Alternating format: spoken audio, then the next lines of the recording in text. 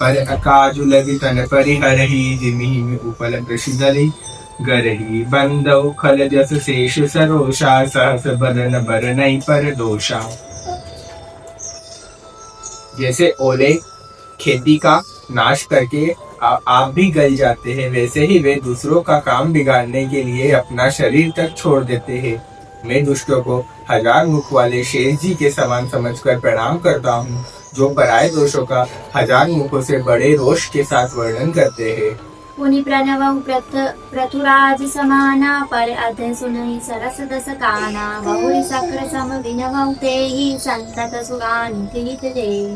पुनः उनको राजा प्रथ, जिन्होंने भगवान का यश सुनने के लिए 10,000 कान मांगे थे, के समान जानकर प्रणाम करता हूँ, जो 10,000 कानों से दूसरों के पापों को सुनते हैं, फिर इंद्र के समान मानकर उनकी विनय करता हूँ, जिनको सुरा मदिरा नीकी और हितकारी मालूम देती है, अर्थात इंद्र के लिए भी सुरानी अर्थात देवताओं की सेना हितकारी है।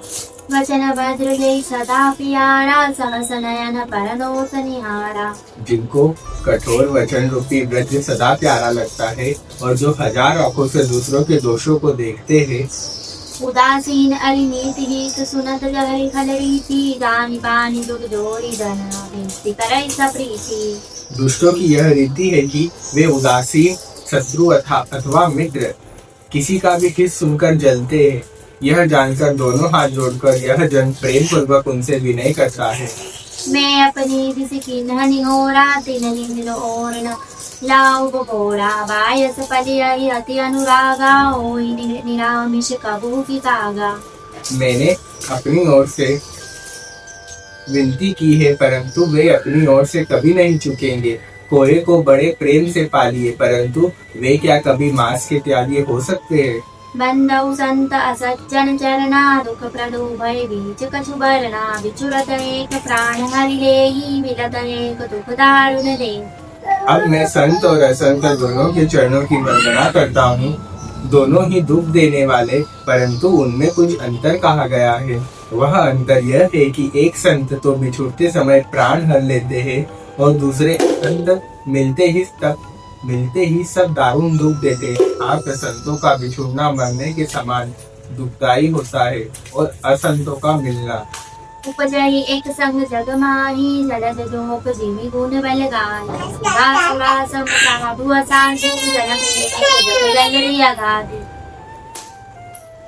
दोनों संत और असंत जगत में एक साथ पैदा होते हैं, पर एक साथ पैदा होने वाले कमल और जोग की तरह उनके गुण अलग अलग होते हैं। कमल दर्शन और स्पर्श करने से सुख देता है, किंतु जोग शरीर का स्पर्श पाते ही रक्त चूसने लगती है। साधु अमृत के समान मृत्यु रूपी संसार से उबारने वाला और असाधु मदिरा के समान मोह प्रसाद और जड़ता उत्पन्न करने वाला है। दोनों को उत्पन्न करने वाले जगत रूपी अथाह समुद्र एक ही है। शास्त्रों में समुद्र मंथन ही अमृत और मदिरा दोनों उत्पत्ति बताई गई है।